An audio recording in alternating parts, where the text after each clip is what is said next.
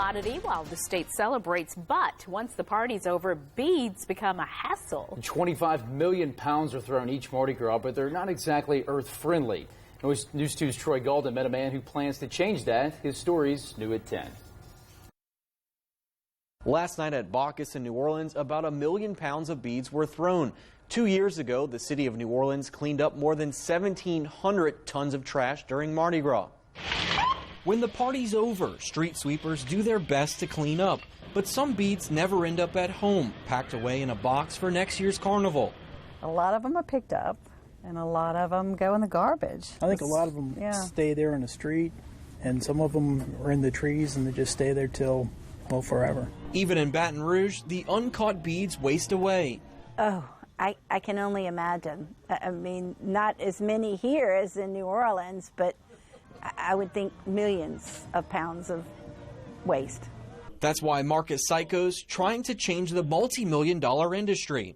It's got about 66,000 beads in it. The Mardi Gras bead fanatic plans to create biodegradable beads. They contain lead, cadmium, phthalates, and other endocrine disruptors.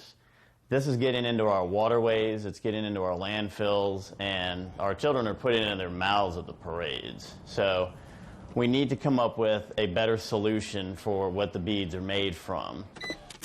I probably have this one still by the case. Deborah Fournay, who owns Party Paradise here in Baton Rouge, says she's on board with anything that would make the purple, green, and gold of Mardi Gras more green.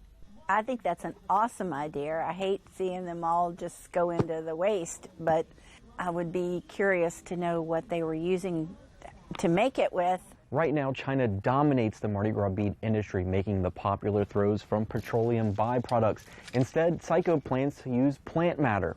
I think that we really need to do some kind of post-industrial green revolution where we switch our manufacturing processes and our product consumption to make it more in tune with the environment instead of poisoning it. Just use, again, materials that are readily available. Psycho says some parade crew captains have already shown interest in biodegradable beads. From bead sellers to throwers, a greener Mardi Gras bead sounds like a good idea. Well, you wouldn't have as much plastic going into the landfills, for one. I would throw more. Certainly, and we'd buy those beads because you knew that it wouldn't degrade the environment. In the coming weeks, Psycho plans to start a fundraising campaign to buy the equipment needed to make the beads. He believes we could see prototype biodegradable beads thrown during next year's parades. Sylvia, Michael? I loved that jersey, the Drew Brees jersey. It's very, very festive. It looked a little heavy, though, Yeah, huh? it didn't look very comfortable. Oh, well.